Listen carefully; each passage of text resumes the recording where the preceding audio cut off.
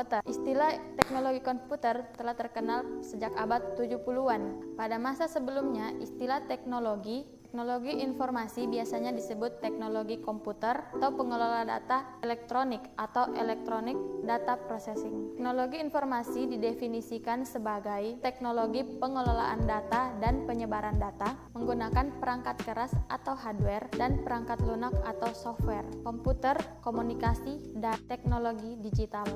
B. Komponen dasar komputer. Yang pertama adalah hardware. Hardware adalah perangkat keras yang terdiri dari Central Processing Unit atau CPU, keyboard, dan monitor. Ketiga komponen masing-masing tidak dapat dipisahkan atau digunakan sendiri-sendiri. Yang kedua, software. Software digunakan untuk mengelola data, presentasi data, membagi dua utility, dan bidang khusus lainnya. Software sendiri terbagi menjadi beberapa bagian.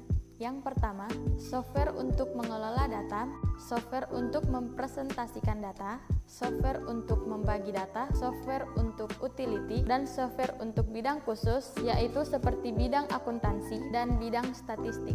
C. Komputer jinjing atau portable computer, yaitu komputer yang lebih sering dikenal dengan laptop, notebook, atau netbook yang memiliki ukuran dan berat lebih kecil dan ringan dibandingkan komputer desktop. Sebuah komputer laptop atau notebook umumnya mencangkup berbagai komponen hardware yang menyatu sebagai komputer desktop seperti layar monitor, keyboard, dan mouse. D. Personal Operational System. DPA dirancang untuk membantu tugas para manajer untuk berkaitan dengan penyediaan informasi internasional, bentuknya kecil, mungil seukuran saku. Kegunaan DPA antara lain, yang pertama dilengkapi dengan GPS, yang kedua sebagai media hiburan, sebagai media penyebaran informasi dalam dunia pendidikan. E. Ponsel cerdas smartphone. Smartphone adalah telepon genggam yang mempunyai tingkat tinggi, memiliki kemampuan untuk browsing atau kita sebut juga internet. Yang pertama, surat elektronik. Yang kedua, resolusi kamera tinggi. Yang ketiga, fasilitas layar sentuh. Yang keempat, global system atau GPS. Yang kelima, Wi-Fi dan WiMAX. Yang keenam, jaringan komunikasi dan teknologi atau 3G. Yang ketujuh, keypad atau galeri dan musik untuk menjelajahi foto. Dan yang terakhir, koneksi jaringan sosial. Yang berikutnya masuk ke poin F. Poin F yakni teknologi, informasi dan media, penyimpanan data elektronik. IT tidak dapat disentuh atau diraba, tetapi dapat dilihat. Keberadaannya dalam dunia nyata, melakukan atau menggunakan telepon, internet, dan email, juga memproses dan menganalisis data, informasi dengan mikrokomputer atau personal komputer. Masuk di poin G yakni manfaat media data penyimpanan elektronik.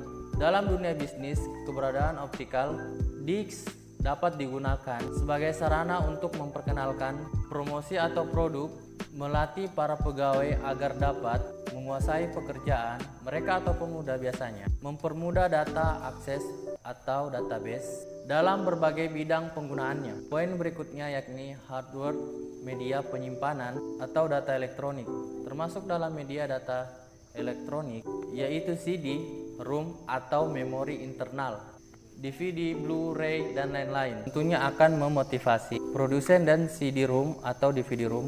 Software akan memasuki pasar, memperkenalkan, menjual, memperbaiki, dan mengembangkan produk software itu sendiri. H. Aplikasi CD-ROM dalam bisnis. Dalam bisnis, munculnya CD-ROM di dalam pasar akan membuat kegiatan-kegiatan bisnis menjadi lebih produktif, lebih efisien, dan lebih efektif. Di antaranya karena beberapa alasan. Yang pertama, kemampuan CD-ROM dalam menyimpan informasi dalam jumlah yang cukup besar. Yang kedua, tingkat fleksibilitas CD-ROM. Yang ketiga, dengan menggabungkan multimedia, CD-ROM telah memainkan peranan yang penting dalam proyek-proyek pelatihan. I. Pengertian internet. Internet adalah jaringan komputer yang tersusun oleh ribuan bahkan jutaan komputer. Internet dapat diartikan sebagai jaringan komputer luas dan besar yang mendunia, yaitu menghubungkan pemakaian komputer dari satu negara ke negara yang lain di seluruh dunia. J. Search engine. Dengan search engine kita dapat menemukan suatu website atau artikel yang kita inginkan tanpa harus menjelajahi internet dengan membuka beribu halaman website yang tidak perlu. Sehingga search engine mempunyai kemampuan untuk mencari halaman web dengan cara mengetikkan sebuah kata atau frase, lebih dikenal dengan sebutan keyword. Search engine menampilkan halaman yang berisikan link ke topik tersebut. Terima kasih.